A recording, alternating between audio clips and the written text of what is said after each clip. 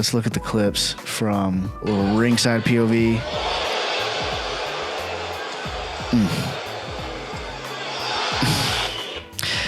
That's a really good right hand to be able to take him down whenever he has his guard up like that. Let me just mute this.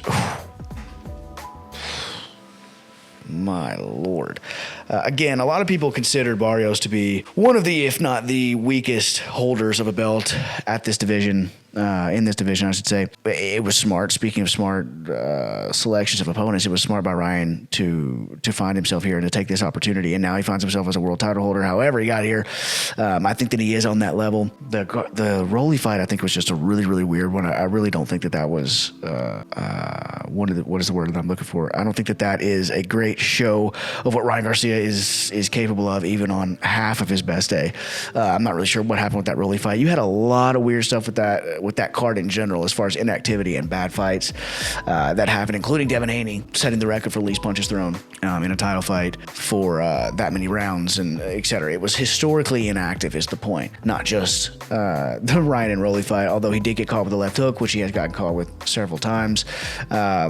And his defense is still suspect in a lot of areas. His power, what bothers me the most about the way that he boxes is his footwork. He just doesn't really move his feet a lot, but he is so fast, and he actually talks about that in an interview. He's so fast that he doesn't feel that it matters as much, and he felt like he was actually moving around too much. So he's really bought into the idea that he doesn't really need to move given the speed that he has. This is a crazy breakdown right here. And in a lot of cases, he's right about that, but I'm not sure. It'll be interesting to see how that works moving forward. He's just very heavy with his feet. That's pretty cool, though. This is reminiscent of some behind the scenes of like the Connor knockout of Aldo and the O'Malley knockout of Aljamain Sterling that looked pretty similar when both of them also practiced those exact shots, stepping back in the locker room. This one being an overhand right as he steps forward, which again was powerful enough to knock him down even with the guard up. Why didn't he do this against Rolly? I mean, he had a bad performance. I think he should run that back, and I think Rolly earned that as well,